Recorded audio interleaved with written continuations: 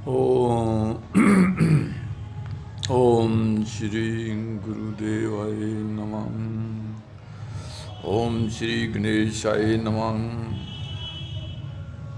माघ महात्म पहला अध्याय। श्री नैमिषारण्य क्षेत्र में मुनिजनों ने परम भागवत जी सूत जी से कहा, हे मुने, अब आप कृपा करके माघ मास की उस पवित्र कथा का वर्णन करें जो कि वशिष्ठ भगवान ने दिलीप से कहा था, जिससे प्राणी के समस्त पाप नष्ट होते हैं। हे देव, कृपा करके आप माघ मास के संपूर्ण इतिहास का भी वर्णन करें। सूत जी बोले, हे मुनिजनों, तुम धन्य हो। भगवान श्री कृष्ण की भक्ति में लगा तुम्हारा मन देखकर मैं बड़ा प्रसन्न हूँ। मैं समस्त पापों को नष्ट करने वाले परम पुनीत माघ मास की महात्म तुमको सुनाता हूँ, ध्यान से सुनियो। एक दिन पार्वती जी ने भगवान शंकर जी से पूछा, हे महादेव जी, आप समस्त धर्मों के ज्ञाता हो, आप कृपा करके मुझे माघ मास का महात्म, व्रत विधि, पूजन और इतिहास बताइए। पार्वती के इन वचनों को भगवान महादेव सुनकर अति प्रसन्न होकर बोले, हे प्रिय, तुम इस मनोहर वृतांत को सुनो। एक समय महाराज दिलीप ने एक महान यज्ञ किया। ऋषि जनों ने प्रसन्न हो राजा को आशीर्वाद दिया। अगर नगर निवासियों ने श्रद्धा से राजा का पूजन किया, तब वह प्रसन्न चित्त राजा अपनी सेना सहित वन में मृग का शिकार खेलने गए। समस्त अस्त्र शस्त्रों से युक्त दिलीप कवच आदि धारण किए, हाथ में धनुष बाण लिए वन में शिकार खोजने लगा। उनके पैदल सिपाही भी मनोहर जंगल में विचरने लगे। शिकारियों का दल वन में देखकर सभी जीव शांत होकर अपनी गुफाओं में चले गए। कोलाहल सुन मृग भागने लगे। राजा ने उनको अपने बाणों का निशाना बनाया। पक्षी इस वृक्ष से उस वृक्ष पर उड़ने लगे और अपने को छिपाने के लिए स्थान खोजने लगे। सियार चिल्लाने लगे। वृक्षों की खो में छिपे उल्लू चीखने लगे। वन के शांत प्रदेश में जहाँ घने वृक्ष थे, फूलों की सुगंध महक रही थी, भौरे गुंजार कर रहे थे। दूध से भरे थनों वाली गायें घूम रही थी। सर्पों के बिलों से कैंचुली आदि बाहर निकली पड़ी थी। अजगर वृक्षों की शाखाओं पर लिपटे थे। पत्थरों के आपस में टकराने से अग्नि की चिंगारियां छिटक रही थी। बाघ दहाड़ रहे थे। शिकारी कुत्ते खरगोश के पीछे दौड़ रहे थे। इस प्रकार राजा दिलीप वन में शिकार खेलते, रात्रि होने पर विश्राम करते और फिर आगे बढ़ जाते। इसी प्रकार शिकार खेलते हुए राजा जब वन में विचरण कर रहे थे, तो सेवकों द्वारा मचाए हुए शोर को सुनकर एक मृग जंगल से निकला और इधर उधर चौकड़ी भरने लगा। तब राजा ने उसका पीछा किया। लंबी लंबी छलांग लगाता हुआ मृग टेढ़े मेढ़े रास्तों से, कांटेदार झाड़ियों और वृक्षों के मध्य होकर कई झरने पार करता भयानक जंगल में घुस गया।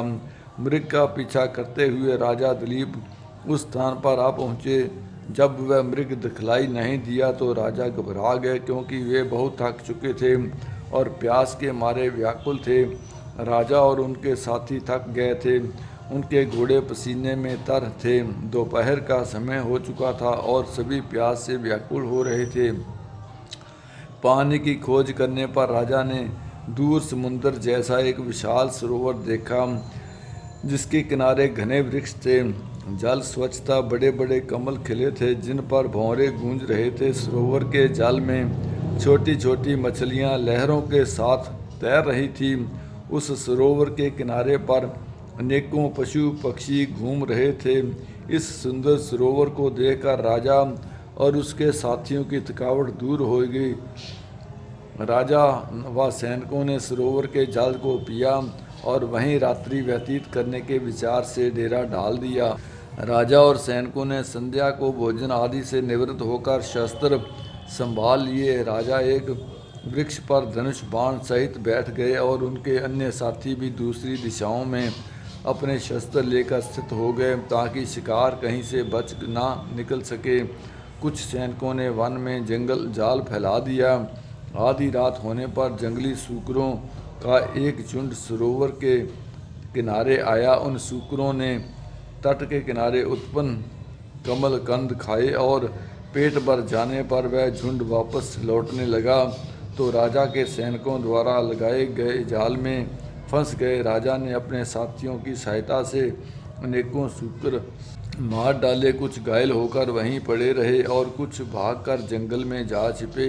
इतने सारे सूकरों को मरा देख राजा के साथी प्रसन्न होकर शोर करने लगे। सबको साथ लेकर राजा सरोवर के किनारे से चल दिए। उन्होंने अपने राज्य लौटने का निश्चय किया। राजा जैसे ही नगर की ओर चले, उन्होंने देखा कि सामने से शंख चक्र चिन्हों से शोभित कृश शरीर कोमल वक्ल पहने एक तपस्वी सरोवर की ओर चले आ रहे हैं। राजा ने नम्रता पूर्वक उनको प्रणाम किया और मार्ग छोड़ दिया। ऋषि ने राजा को पहचान कर कहा, हे राजन, प्रातः होने को है। माघ मास की इस पुण्य बेला में सरोवर का स्नान त्याग कर तुम कहाँ जा रहे हो? दूसरा अध्याय। सूत जी बोले, हे मुनिजनों, उस तपस्वी के उन वचनों को सुनकर राजा ने विनीत भाव से कहा, हे प्रिय, मैं माघ मास के स्नान के फल को नहीं जानता हूँ। आप कृपा करके मुझसे विस्तार पूर्वक कहें। राजा के इन वचनों को सुनकर तपस्वी ने कहा, हे राजन, अब सूर्योदय होने वाला है, अतः इस स्नान करने का शुभ मुहूर्त है। यदि कथा प्रसंग में समय नष्ट हो गया तो तुम्हारा ये एक शुभ समय हाथ से निकल जाएगा। इस समय मेरी बात मानकर तुम स्नान करो और घर लौटने पर अपने कुल गुरु वशिष्ठ से इस प्रसंग को पूछ लेना। इतना कह तपस्वी स्नान करने चले गए। राजा ने उनके वचनों को हृदय में धारण करके अपने साथियों सहित सरोवर में स्नान किया। प्रातः होने पर राजा अपने राज्य में पहुंचा। उसके मन में तपस्वी के शब्द गूंज रहे थे। अतः राजा दिलीप शीघ्र ही सुंदर वस्त्रों और भूषणों को पहनकर अपने सुयोग्य मंत्रियों को साथ लेकर महल से निकला। बंदीजन राजा की स्तुति गाने लगे। राजा योग्य उपहार लेकर गुरु वशिष्ठ के आश्रम की ओर चला। वहां पहुंचकर उसने श्रद्धापूर्वक गुरु को नमस्कार किया और साष्टांग प्रणाम किया। वशिष्ठ जी ने राजा का यथोचित सत्कार करके आशीर्वाद दिया और कुशल पूछा। वशिष्ठ जी के सन्मुख बैठकर राजा ने आदर से अपना सिर झुकाकर बड़े ही विनीत स्वर में उनसे ये कहा, हे भगवान, आपकी कृपा और आशीर्वाद से मैं पूर्णतया प्रसन्न हूँ। आपके द्वारा मैंने आचार, दंड, नीति, राजधर्म एवं चारों वर्णों तथा चारों आश्रमों की समस्त क्रियाएं, दान, विधान, यज्ञ, व्रत, उपासना आदि विधियों सहित भगवान विष्णु के पूजन की समस्त बातों को विधि विधान से सुन लिया है। आज एक तपस्वी ने माघ महात्म्य स्नान की बातें सुनाकर मेरे दिल में एक जिज्ञासा उत्पन्न कर दी है। अतः हे नाथ, आप कृपा करके मुझे इस माघ मास का महात्म सुनाइए। वशिष्ठ जी ने प्रसन्न होकर कहा, हे राजन, आपकी भगवान के प्रति श्रद्धा को देखकर मेरा हृदय प्रसन्न है। तुमने समस्त जीवों को सुखी बनाने वाला प्रश्न किया है। माघ मास परम पवित्र मास है, जो मनुष्य गो, पृथ्वी, तिल, वस्त्र, स्वर्ण, अन्न आदि अन्य उत्तम दानों को बिना किए ही स्वर्ग जाने की इच्छा करता है, वह इस माघ मास में स्नान करके स्वर्ग प्राप्त कर सकता है। माघ मास में स्नान द्वारा प्राणी सीधा वैकुंठ को जाता है। जो व्यक्ति त्रिरात्रि तक कुछ कृष्ण, चंद्रायण एवं के द्वारा अपने शरीर सुखाना नहीं चाहते, परंतु मन में स्वर्ग जाने की इच्छा रखते हैं, उन्हें माघ मास में स्नान करना चाहिए। वैशाख मास में होम और दान, कार्तिक मास में तप पूजन होते हैं, परंतु माघ मास में स्नान करने से विशेष प्रभाव है। जो प्राणी बिना यज्ञ, दान, होम किए यदि स्वर्ग जाने की इच्छा करे तो उसे माघ मास में नदी, सरोवर आदि में सूर्योदय से पूर्व स्नान करना चाहिए। माघ स्नान का फल कामधेनु के समान है। विद्वान पुरुषों का कथन है कि माघ स्नान करने वाला प्राणी अनंत फल प्राप्त करता है, वह राजा होता है। माघ स्नान चाहे काम हो, चाहे प्रजा के लिए अथवा हरि भगवान के लिए हो, और चाहे किसी निमित्त हो, माघ स्नान करने वाला अनेकों फल को प्राप्त करता है। मकर संक्रांति में अन्न त्याग कर अदिति ने 12 वर्ष तक माघ स्नान किया। इससे त्रैलोकी ने उज्ज्वल करने वाले 12 पुत्र प्राप्त किए। माघ स्नान के प्रभाव से ही अरुंधति सुभगा स्वर्ग को गई और शची परम रूपवती होकर स्वर्ग में राज्य करती थी। अनेकों प्राणियों ने जिन्होंने माघ स्नान किया है और नियमों का पालन किया है, उसने सुंदर अप्सराओं के नृत्य, गंधर्वों के संगीत एवं वाद्य यंत्रों से गुंजित, वेद पाठी ब्राह्मणों को वेद ध्वनि से मुखरित परम पवित्र लोक में स्थान पाया है। जिन मनुष्यों ने माघ स्नान के साथ दान किया है और प्रिय वस्तु का त्याग किया है, वे भाग्यशाली हैं। माघ स्नान से के प्रभाव से अच्छी बुद्धि प्राप्त होती है, पापों का नाश होता है। इसके स्नान करने वाले प्राणी सहज ही उन लोगों को प्राप्त करता है जो ज्ञानी, तपस्वी और भगवान की आराधना करने वाले प्राप्त करते हैं। दान के द्वारा स्वर्ग प्राप्त करने वाले प्राणी पुण्य क्षीण होने पर पुनः लौट आते हैं, परंतु माघ स्नान करने वाले कभी नहीं लौटते, ये सदैव बैकुंठ वास करते हैं। माघ स्नान करने वाले प्राणी यदि दूध देने वाली गौ का दान करता है तो वह उतने वर्ष स्वर्ग में निवास करता है जितने गौ के शरीर में रोम होते हैं। जो प्राणी माघ स्नान के पश्चात गुड़ तिल का दान करता है, उसके सभी पाप नष्ट होते हैं। तिल का दान पाप नाशक है और उसको दान करके प्राणी निर्मल हो जाता है। जो मनुष्य माघ स्नान करके ब्राह्मणों को जूता और कमंडल दान देता है, भोजन कराता है, वह मोक्ष प्राप्त करता है। हे राजन, जो पापी माघ स्नान के साथ दान करता है उसे सद्गति प्राप्त होती है। पितरों के तर्पण से प्राणी वैकुंठ पाता है। दान के द्वारा प्राणी के सभी पाप नष्ट हो जाते हैं और स्वर्ग मिलता है। माघ स्नान करने वाले प्राणी को माघ मास में यथाशक्ति दान करना चाहिए। जैसे आकाश की शोभा सूर्य से कुल की शोभा संतान से, उसी प्रकार तप की शोभा दान से है। ये पावन प्रसंग भृगु ऋषि ने मणि पर्वत पर विद्याधरों से कहा है। उनके अनुसार माघ मास में अधिक दान करना चाहिए। तीसरा अध्याय राजा ने कहा, हे ब्राह्मणों, भृगु ऋषि ने मणि पर्वत पर विद्याधरों को क्या उपदेश दिया था, उन सब को जानने की मेरी इच्छा है, सो कृपा कर मुझे सुनाएं। वशिष्ठ जी बोले, हे राजन, एक समय 12 वर्ष तक वर्षा न होने से व सूखा के कारण प्रजा त्राही त्राही करने लगी। तप और वेद पाठ भी रुक गए। पृथ्वी पर फल फूल अन्न और जल का पूरी तरह अभाव हो गया। तब भृगु, जो अपने आश्रम को त्याग कर अपने शिष्यों के साथ हिमालय पर्वत पर चले गए, वहाँ कैलाश पर्वत के पश्चिम की ओर मणि पर्वत के नीचे के भाग में स्फटिक शिलाएँ हैं। मध्य की शिलाएं नीलकंठ पक्षी के समान हैं। अपने एक ऐश्वर्य के कारण ये शुक्ल नीलकंठ की भांति शोभायमान है तथा उसके नीचे स्वर्ग मेखला थी। एक छवि के कारण वह पीताम्बरधारी कृष्ण की तरह शोभित होता था। उसमें से एक दिव्य ज्योति निकलकर आसपास के वातावरण को शोभायमान करती रहती थी। पर्वत की कंदराओं से किन्नरियाँ तान उड़ाती घूमती रहती हैं। सूर्य की किरणें पड़ने पर पर्वत की शिलाओं से इंद्रधनुष के रंग की किरणें दिखाई देती थी। इन मनोहर छवि वाले पर्वत के निचले भाग में विद्याधर अपनी पत्नियों के साथ मृदु घास पर विहार करते थे। पर्वत पर बनी रमणीक गुफाओं में संसार का त्याग कर आए हुए महात्मा दिन रात तपस्या करते थे।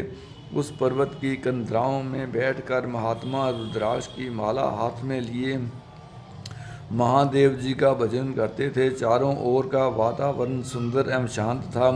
झरनों से गिरने वाला जल कल कल शब्द करके बहता रहता था। उस पर्वत की कंदरा में हाथी अपने बच्चों के साथ दिखाई देते थे। प्रत्येक पशु पक्षी मानो हर बोलियां बोलते थे। देव, यज्ञ, अप्सरागण, किन्नर आदि विहार करते थे। राजा ने पूछा, हे मुने, ये पर्वत राज बहुत ही आश्चर्यजनक है। वह कितना ऊंचा और कितना विशाल है। वशिष्ठ जी बोले, ये पर्वत 36 योजन ऊंचा है। उस पर अनेक प्रकार के वृक्ष तथा उत्तम लताएं शोभा पाती हैं, क्योंकि भृगु जी पृथ्वी पर दुर्भिक्ष पड़ जाने के कारण उस पर्वत पर गए थे। अतः उस पर्वत के वातावरण को देख अति प्रसन्न हुए। उन्होंने उसी पर निवास करने का विचार किया। एक सुंदर कंदरा में वे निवास करने लगे और भृगु जी तपस्या करने लगे।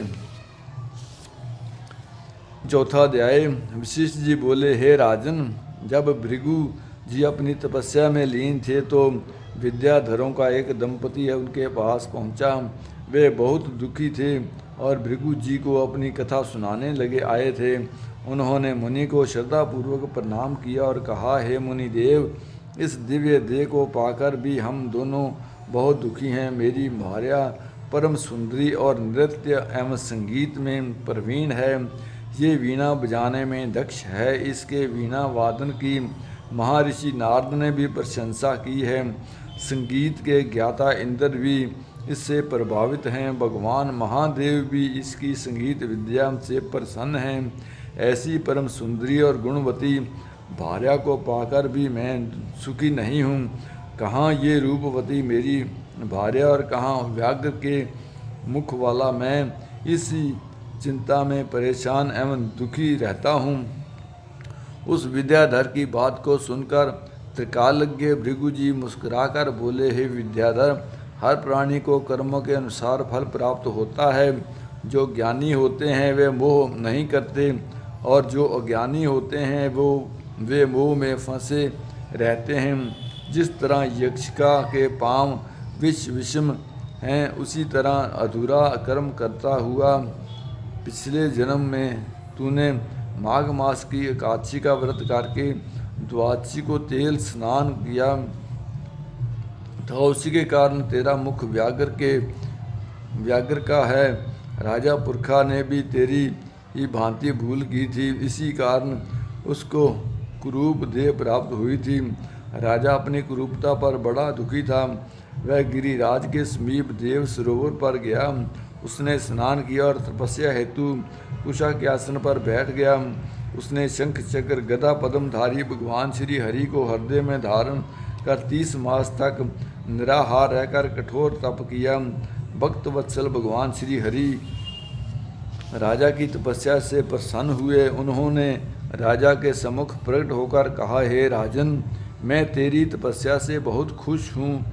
इतना कह भगवान ने स्वयं अपने शंख के जल से राजा का अभिषेक किया, जिससे राजा का शरीर सुंदर हो गया। भृगु जी बोले, हे विद्याधर, ये सब तेरे पूर्व जन्म का ही फल है। यदि तुम वास्तव में इस रूप को त्यागना चाहते हो तो माघ मास में मणिकूट नदी के जल में जाकर स्नान करो। तब तुम अपने पहले पाप से मुक्त हो जा सकते हो। इस नदी के तट पर देव मुनि सिद्ध निवास करते हैं। तेरे भाग्य से 5 दिन बाद ही माघ मास आरंभ होगा। तू स्नान की विधि ध्यान से श्रवण कर। पौष शुद्धि एकादशी से ही प्राणी को त्रिकाल स्नान निहार रहते हुए पृथ्वी पर शयन करना चाहिए। भोग विलास त्याग कर जितेंद्रिय हो। माघ शुक्ल एकादशी तक तीनों समय भगवान विष्णु का पूजन करना चाहिए। तू भी ऐसा ही करे तो तेरा मनोरथ पूर्ण होगा। द्वादशी के दिन मैं स्वयं आकर तेरा अभिषेक करूँगा। निश्चय ही तू कामदेव के समान सुंदर हो जाएगा। इतना कह भृगु जी ने फिर कहा, हे विद्याधर, माघ स्नान प्राणी के समस्त पापों को नष्ट करने वाला है। इसका फल तप और यज्ञ से भी श्रेष्ठ है। पुष्कर, कुरुक्षेत्र, ब्रह्मव्रत, मायापुरी, काशी, प्रयाग,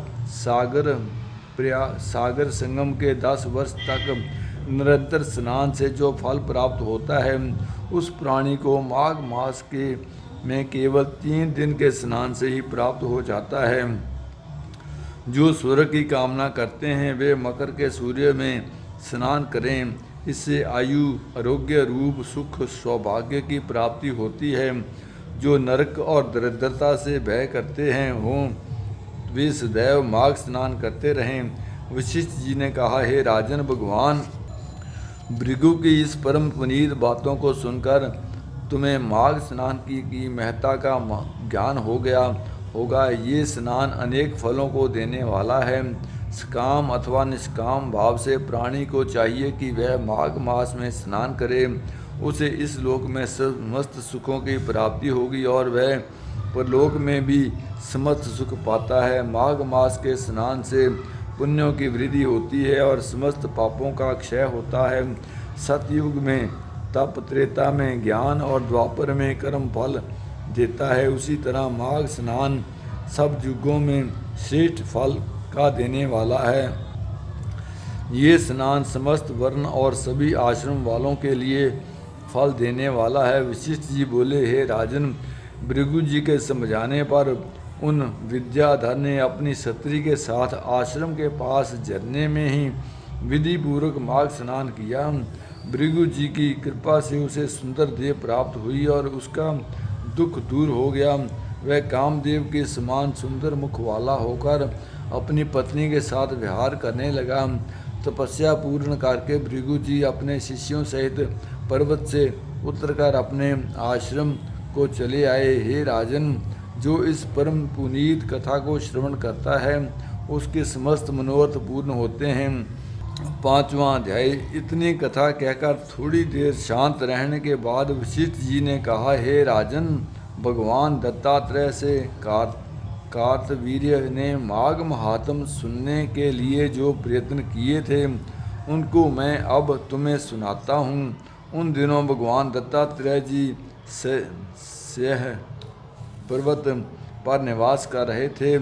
तब महिष्मति के राजा कार्तवीर्य ने जाकर उनसे निवेदन किया, हे देवेश, मैंने समस्त धर्म श्रवण किए हैं, अब आप माघ स्नान के फल का वर्णन करें। दत्तात्रेय जी बोले, हे राजन, मैं तुम्हें वह इतिहास बताता हूँ जो ब्रह्मा जी ने नारद को सुनाया था। इस भात भूमि में जो प्राणी माघ स्नान नहीं करते उनका जन्म अकार्थ ही है। व्रत, दान, तप, यज्ञ आदि सबसे भगवान श्री हरि उतने प्रसन्न नहीं होते जितने माघ स्नान से होते हैं। जैसे सूर्य के सामने कोई तेज नहीं टिकता, वैसे ही माघ स्नान के सामने कोई अन्य कर्म नहीं टिकता। प्राणी को चाहिए कि वह भगवान श्री हरि को प्रसन्न करने की इच्छा से माघ स्नान अवश्य करे। मनुष्य का शरीर हाड़, मांस और रुद्र का एक ढांचा है। ये मूत्र, विष्ठा आदि दुर्गंधों से युक्त रहता है। वृद्धावस्था, शोक, विपत्ति आदि से घिरा है। मानव देह रोगों का घर है। प्राणी का स्वभाव स्वयं संतप्त रहना और दूसरों को संताप देना है। पुरुष लोभ, मोह, क्रोध, निंदा, ईर्ष्या, बैर आदि से पूर्ण है। प्राणी सत्व, तम, रज आदि तीनों दोषों से घिरा रहता है। वह स्वभावतः अधर्म की ओर अग्रसर होता है। प्राणी का शरीर अंत में नाश को प्राप्त होता है। उसमें कीड़े पड़ जाते हैं, विष्ठा या भस्म बन जाता है या कुत्ते, श्रृंगल आदि का आहार होता है। इस प्रकार का मानव शरीर पाने वाला जीव यदि माघ स्नान ना करे तो उसका शरीर धारण करना ही व्यर्थ है। माघ स्नान से प्राणी के समस्त संचित पाप नष्ट हो जाते हैं। ब्राह्मण होकर भी जो विष्णु भगवान से प्रेम नहीं करते वह उसी प्रकार नष्ट होता है जैसे अयोग्य को श्राद्ध, ब्राह्मण विहीन, क्षेत्र आचार रहित कुछ कुल नष्ट होते हैं। कपट से भरा धर्म, क्रोध से द्वारा तपस्या कृत संकल्प न होने के कारण ज्ञान अभिमान से सुनी गई कथा नष्ट होती है। गुरु पर अविश्वास करने वाला ब्रह्मचारी और मानदग्नि में डाली गई आहुति, अकेले किया गया स्वादिष्ट भोजन स्वतः नष्ट होते हैं। कन्या बेचकर एवं कंजूसी द्वारा संचित धन शुद्ध एवं दरिद्री का यज्ञ नष्ट होते करते हैं। जिसका अभ्यास छूट जाए वह विद्या सदा झगड़ा करने वाला राजा, रोजी कमाने के उद्देश्य से की गई तीर्थ यात्रा तथा व्रत स्वतः नष्ट हो जाते हैं। चुगली तथा झूठी वाणी, संशय, मंत्र जाप, व्याकुल चित्त से किया गया जप नष्ट है। वेद पाठ रहित मूर्ख को किया गया दान, नास्तिक का परलोक श्रद्धा रहित किया गया धर्म कार्य व्यर्थ होता है। निर्धनता के कारण जिस प्रकार प्राणी इस लोक में समस्त सुख एवं वैभवों से वंचित रहता है, उसी प्रकार हे राजन, बिना माघ स्नान के प्राणी का जीवन तथा देह धारण करना व्यर्थ ही जानो। जो प्राणी मकर के सूर्य में उदय के समय स्नान नहीं करता, उसकी मुक्ति नहीं होती, उसके पाप नष्ट नहीं हो सकते। गौ और ब्राह्मण की हत्या करने वाला, स्वर्ण का हरण करने वाला, मदिरा पीने वाला, गुरु की भार्या से संभोग करने वाला, पर क्षत्रिय गमी आदि 5 प्रकार के महान पापी तक माघ स्नान के द्वारा मुक्ति पा जाते हैं। उनके ये महापाप स्वतः नष्ट होते हैं। माघ स्नान के समय जल में उतरते समय प्राणी के पाप कंपायमान हो जाते हैं। जल कहता है, मैं समस्त पापों को नष्ट कर दूंगा। जब प्राणी माघ स्नान कर लेता है तो उसके पाप नष्ट हो जाते हैं। समस्त पाप नष्ट हो जाने के कारण वह निर्मूल हो जाता है। माघ स्नान प्राणी के पापों को इस प्रकार जला देता है जैसे अग्नि ईंधन को जला डालती है। हे राजन, ज्ञान, अज्ञान और प्रमोद से किए गए सभी पाप उसी तरह नष्ट हो जाते हैं जैसे सूर्य के प्रकाश से अंधकार। माघ स्नान श्रेष्ठ फल देने वाला है। जिस प्रकार विष्णु भक्ति में सभी प्राणियों का अधिकार समान है, उसी प्रकार माघ स्नान के लिए भी सभी अधिकार है। इसी कारण इसे श्रेष्ठ पापनाशक, उत्तम मंत्र और परम तप कहा जाता है। प्राणी को पूर्व जन्मों के अभ्यास द्वारा ही माघ स्नान की बुद्धि उपजती है। जिस तरह अनेकों जन्म के अभ्यास द्वारा आध्यात्मिक ज्ञान प्राप्त होता है, ज्ञान से बुद्धि उपजती है। माघ स्नान की महिमा अक्षय है। यह पवित्र जनों को भी पवित्र करता है। जो प्राणी इस स्नान को नहीं करते वे सुख संपदा से वंचित रहते हैं, उनको संसार के सुख प्राप्त नहीं होते। हे राजन, इस परम प्रभावशाली माघ स्नान की प्राचीन कथा सुनो। कांजिका नाम की एक ब्राह्मणी भृगुवंश में हुई। वह बाल विधवा हो गई। तब उसने कठोर तप किया। विंध्याचल पर्वत पर सेवा, रेवा और कपिल के समान स्थान पर भगवान श्री हरि की आराधना का व्रत धारण करके वहां बैठ गई। उसने अपनी समस्त इंद्रियों को जीत लिया, क्रोध को नष्ट कर, और वह एकांकी रहकर अल्प भाषणी हुई। उसने तपस्याओं के द्वारा शरीर को सुखाना आरंभ कर दिया। देवताओं को प्रसन्न करने के लिए यज्ञ किए, ब्राह्मण को यथाशक्ति दान दिया। वह आहार हेतु खेतों में से अन्न चुनती और समस्त व्रतों को नियम पूर्वक धारण करती थी। नर्मदा के पावन तट पर वह पुण्य मास बिताती थी। उस सुशील तपस्विनी ने बड़े धैर्य और संतोष के साथ माघ स्नान किए। हे राजन, काल चक्र के प्रभाव में पड़कर उस ब्राह्मणी ने उसी तीर्थ स्नान पर अपनी तापस देह त्याग दी। मृत्यु के उपरांत माघ स्नान के प्रभाव से वह भगवान श्री हरि के वैकुंठ धाम को गई। वहाँ 4000 वर्ष तक सुख भोगती रही। उसके बाद ब्राह्मण जी ने सुंद और उपसुद सुंद नामक महाबली दैत्यों का नाश करने के लिए उस ब्राह्मणी को तिलोत्तमा के रूप में पुनः अवतरित किया। अपने पूर्व पुण्यों के प्रभाव से ही वह परम रूपवती हुई। वह समस्त ब्राह्मणों में परम सुंदरी थी। उसे देखकर देवता तक मोहित हो गए थे। वह समस्त अप्सराओं में श्रेष्ठ थी। उसके सृजन सारे भगवान ब्रह्मा जी भी उसके रूप को देखकर आश्चर्यचकित रह गए। उन्होंने प्रसन्न होकर उसे आज्ञा दी, हे मृगलोचनी, शीघ्र ही इन दोनों महाप्रक्रमी दैत्यों का जाकर संहार करो। प्रभु की आज्ञा मानकर वह हाथ में वीणा धार किए ब्रह्मलोक में पुष्कर क्षेत्र में पहुंची। उसने रेवा के जल में स्नान किया, चमकीले लाल वस्त्र धारण किए, कर्दनी और नूपुरों की मोहक आवाज़ करती हुई चली। उसने गले में मोतियों की माला और कानों में लटकने वाले कुंडल पहने, ताधवी के फूल चोटी में गूंथे। अशोक वृक्ष के नीचे बैठकर उसने वीणा बजाकर मधुर लय में गाना शुरू किया। इस परम सुंदरी को जब नितांत अकेली मधुर स्वर में गाता उन दैत्यों के सेवकों ने देखा तो अपने स्वामियों से वो जाकर सूचना दी। दूतों ने प्रसन्न हो सुंदर और उपसुंदर से वह कहा, हे दैत्य राजों, यही पास अशोक वन में एक परम सुंदरी नितांत अकेली बैठी वीणा पर गा रही है। उसका स्वरूप बहुत ही मनोहर है। मालूम नहीं है कि वह देवी है, मानवी है अथवा दानवी है। कहा नहीं जा सकता है कि वह अप्सरा है या राक्षसी है। ये नितांत सत्य है कि वह क्षत्रिय रत्न है। आप दोनों ही क्षत्रिय रत्नों के पारखी हो, इसलिए चलकर उस मनोहर रूप धारणी क्षत्रिय को अवश्य देखो। दूतों के उन वचनों को सुनकर वे दोनों कामुक दैत्य तुरंत उठ बैठे।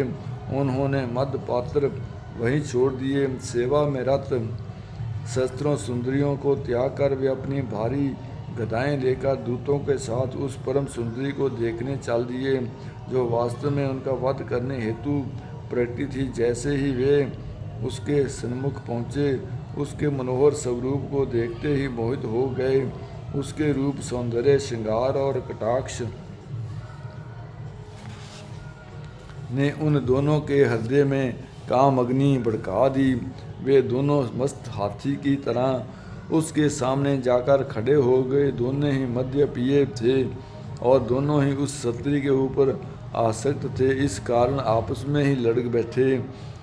सुंद ने कहा, हे भाई, तू अब इस स्थान को त्याग कर चला जा।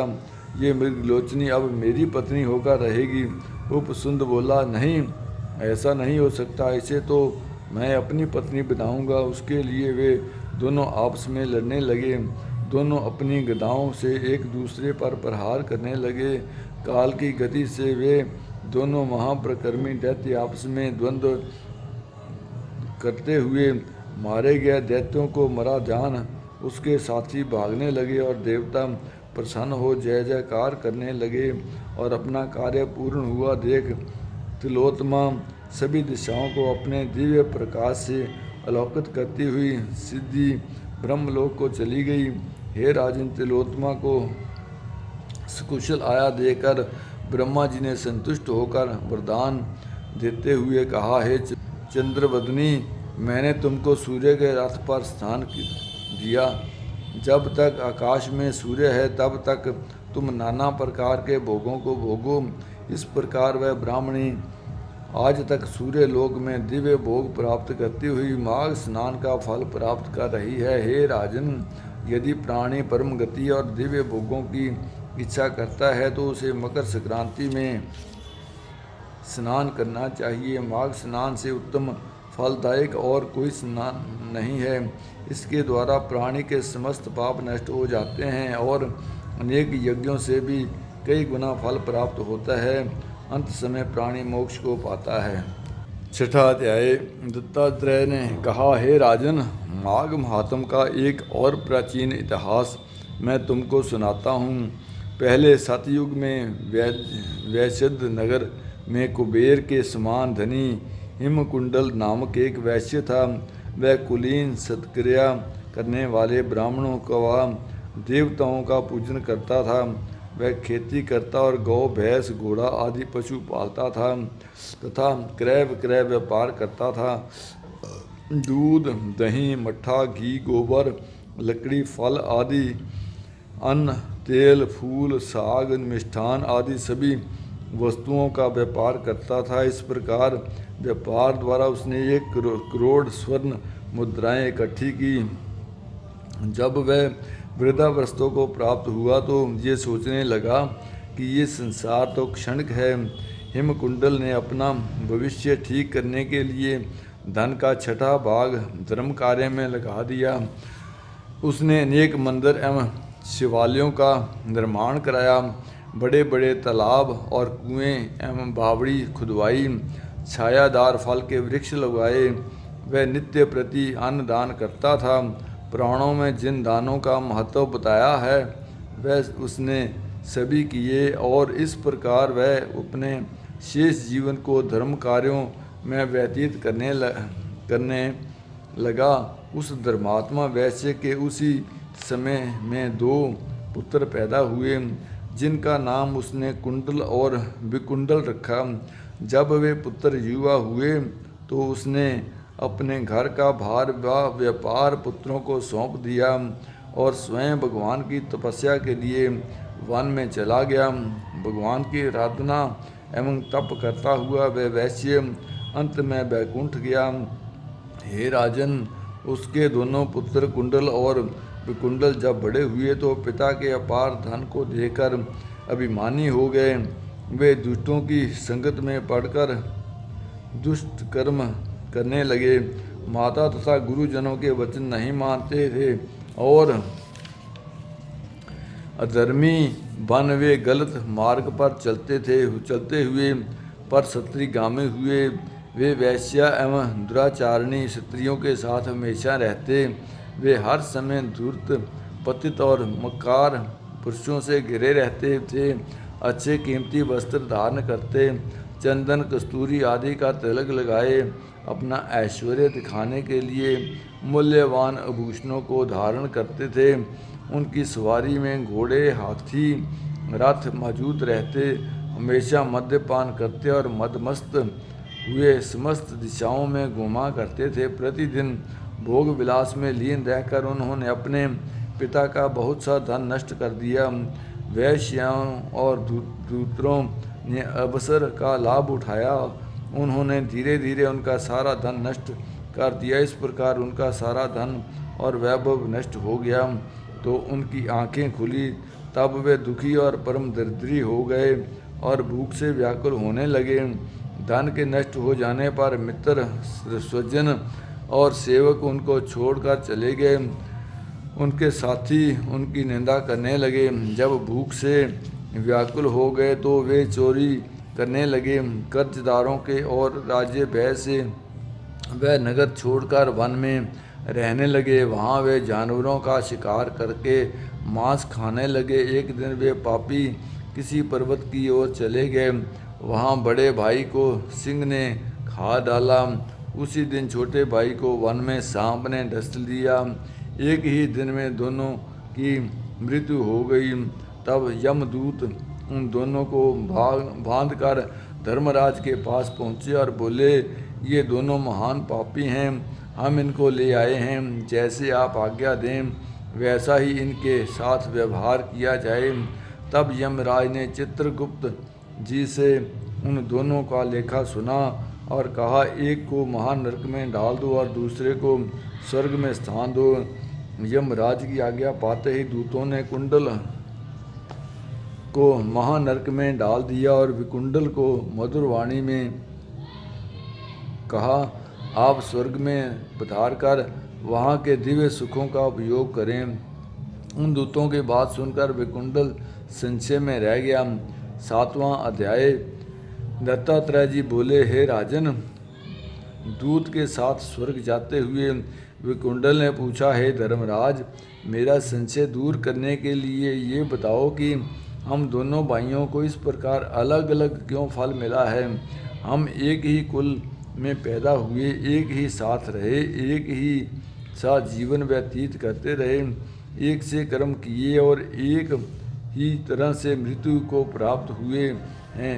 उसकी बात को सुनकर धर्म दूत बोला, हे विकुंडल, माता पिता भाई बहन आदि कर्मानुसार ही मिलते हैं। जिस प्रकार एक ही वृक्ष पर भांति भांति के पक्षियों का समूह निवास करता है, उसी प्रकार एक ही परिवार में सभी तरह के लोग एकत्रित हो सकते हैं, परंतु प्रत्येक प्राणी को अपने कर्म का फल स्वयं भोगना पड़ता है। अच्छे कर्म से प्राणी को स्वर्ग और बुरे कर्मों से नरक की प्राप्ति होती है। उसी प्रकार अपने कर्मों से नरक भोगने वाला तुम्हारा भाई गया है और तुम अपने पुण्य कर्मों के कारण स्वर्ग को जा रहे हो। तब विकुंडल बोला, हम दोनों भाई सदैव साथ साथ रहते थे, दोनों ही एक समान पापी कर्म करते और भोग विलास करते रहे थे। तब ऐसा कौन सा कर्म है जो मुझे स्वर्ग मिला है? ये बात सुनकर उस देवदूत ने कहा, तुमने जो पुण्य किया है उसे मुझसे सुनो। हर मित्र का पुत्र सुमित्र जो तुम्हारा साथी था, यमुना के तट पर आश्रम बनाकर रहता था और वेद पाठ करता था हुआ हरि चरणों की आराधना करता था। उसके कहने पर तुमने 2 बार माघ स्नान किया था। समस्त पापों को नष्ट करने वाली यमुना जी के जल में माघ स्नान करने के कारण तेरे समस्त पाप नष्ट हो गए हैं और तुझे दिव्य दुखों वाला स्वर्ग प्राप्त हुआ है। तेरा भाई पापाचार में रत रहने के कारण नरक की यातनाओं को सहन करता रहेगा। दत्तात्रेय जी बोले, हे राजन, देवदूत के इन वचनों को सुनकर उस वैश्य पुत्र ने दुखी होकर उससे कहा, हे साधु, सत्पुरुष सदैव उपकार करते हैं। मैं आपको सर्वज्ञ जानकर प्रार्थना करता हूँ कि आप ये बताएं कि प्राणी किन कर्मों से सद्गति और किन कर्मों से नरक पाता है। यमदूत ने कहा, हे धर्मश्रेष्ठ, तुम्हारे इस प्रश्न को सुनकर मुझे महान प्रसन्नता है। महर्षि, मेरे पास समय का अभाव है, तथापि मैं तुम्हारे इस सुंदर प्रश्न का उत्तर अवश्य दूंगा। जो मन वचन कर्म द्वारा कभी किसी प्राणी को कष्ट नहीं पहुंचाते, ये निश्चय ही स्वर्ग जाते हैं। हिंसा करने वाला वेद पाठ दान तप यज्ञ किसी भी कर्म से सद्गति प्राप्त नहीं करता।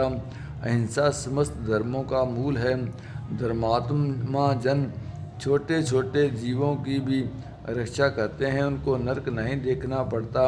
जो मांसाहारी हैं, जीवों की हत्या करते हैं, उनको नरक में रक्त स्नान करना होता है। जो मांस खाते हैं, कीड़े उनको कष्ट पहुंचाते हैं। वे नाना प्रकार की पशु योनियों का सेवन करते हैं। मनुष्य जीवन पाकर भी अपंग और दरिद्री रहते हैं। इसलिए मनुष्य को चाहिए प्रत्येक जीव पर दया करे और किसी को नहीं सताए। 8वां अध्याय।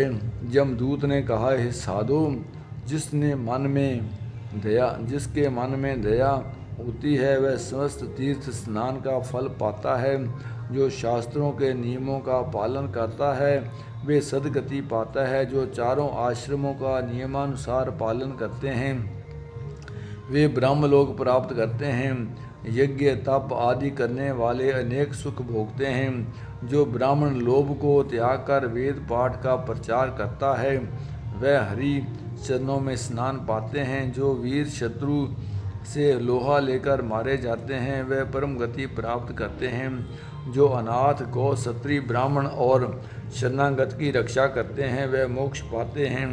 जो अपाहिजों पर दया, वृद्ध बालक, रोगी, निर्धन आदि की सहायता करते हैं वे स्वर्ग प्राप्त करते हैं।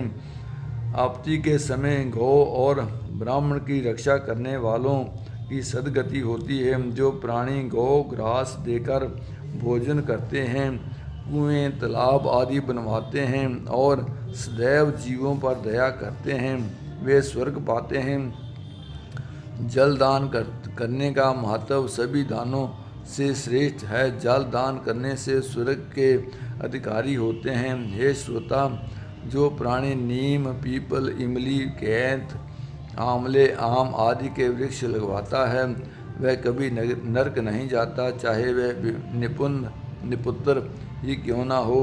उसकी 7 पीढ़ियों तक का तर्पण हो जाता है। मार्ग के किनारे छायादार और फूलों वाले वृक्ष लगाने वाला मोक्ष की प्राप्ति करता है। जो इन वृक्षों को काटता है वह नरक के कष्ट भोगता है। जो तुलसी के पौधे लगाते हैं वे यम की ताड़ना से मुक्त रहते हैं। तुलसी के प्रभाव से यमदूत वहाँ नहीं जा सकते। तुलसी के प्रभाव से पितृगण स्वर्ग को प्राप्त करते हैं। हे वैश्य पुत्र, नर्मदा दर्शन, गंगा स्नान, तुलसी स्पर्श, इन तीनों का एक ही समान फल होता है। तुलसी की सेवा से प्राणी के सभी प्रकार के पाप नष्ट हो जाते हैं। देवता भी तुलसी की पूजा करते हैं। भगवान विष्णु के पूजन में जो तुलसी का महत्व है वह मणि, सोना, मुक्ता और पुष्पद को कदापि प्राप्त नहीं होता है। तुलसी के एक पौधे लगाने का फल सहस्त्र आम के वृक्ष, 100 पीपल के वृक्ष लगाने से भी अधिक है। ऐसा प्राणी 11,000 वर्ष तक स्वर्ग का उपभोग करता है। जो तुलसी की मंजरी से प्रभु का पूजन करता है मोक्ष पाता है। समस्त पवित्रतम नदियाँ तुलसी दल में निवास करती हैं। तुलसी दल से पूजन करने वाला विष्णु लोक को प्राप्त होता है। जो प्राणी तीनों समय शिव पूजन में तुलसी प्रयोग करते हैं वे विष्णु लोक जाते हैं। जो ओम नमो शिवाय मंत्र का जाप करते हुए शिवलिंग का पूजन करते हैं वे नरक यातनाओं से मुक्त रहते हैं। वे शिव लोक पाते हैं। जो शिव दर्शन करते हैं वे शिष्य सुख भोगते हैं। तीनों त्रिलोक में शिव पूजन के समान कोई पुण्य नहीं है। यदि शिव भक्त विष्णु से द्वेष करता है तो नरक पाता है। शिव प्रसाद को स्पर्श करना तक निषेध है। जो अज्ञान अथवा लोभ के कारण शिव प्रसाद को ग्रहण करता है अथवा रस को उसको आजीविका बनाता है वह नरक पाता है। वे प्राणी जो शिव मंदिर का निर्माण कराते हैं भगवान शिव के लोक में रुद्रों के समान विचरते हैं। ब्रह्मा, विष्णु और शिव के मंदिरों का निर्माण कराने वाला दिव्य सुख प्राप्त करता है। जो मंदिर, गौशाला, मठ, धर्मशाला, कुटी आदि का निर्माण कराता है अथवा जीनों द्वारा धार कराता है स्वर्ग पाता है। जो यज्ञशाला, वेद मंदिर, विद्यालय अथवा ब्राह्मणों के लिए गृह निर्माण कराता है वह या मरम्मत कराता है वह नरकगामी नहीं होता। जो इन स्थानों को नष्ट करता है, लोभ में पढ़कर बेच डालता है, उनको आजीविका का साधन बनाता है वह 21 बार महारोक नरक को भोगता है। गौ, ब्राह्मण, मठ, मंदिर आदि की आजीविका खाने वाला अपने परिवार सहित नरक में जाता है। मठ मंदिर का अन्न नहीं खाना चाहिए। यदि भूल से खा लें तो चंद्रायण व्रत करे। यदि मठाधिकारियों का स्पर्श हो जावे तो उसी समय वस्त्र सहित स्नान करे। देवताओं के धन को खाने से नरक प्राप्त होता है। मंदिर में बगीचा लगाने वाला स्वर्ग पाता है। जो पितर देवता और अतिथियों की सेवा करता है ब्रह्मलोक को पाता है। ओम हरि ओम। जगत बंधु ज्योति स्वरूप जिय की जाननहार हरि दास प्रभु के द्वार। ओम नमो शिवाय। ओम नमो शिवाय। ओम नमो शिवाय।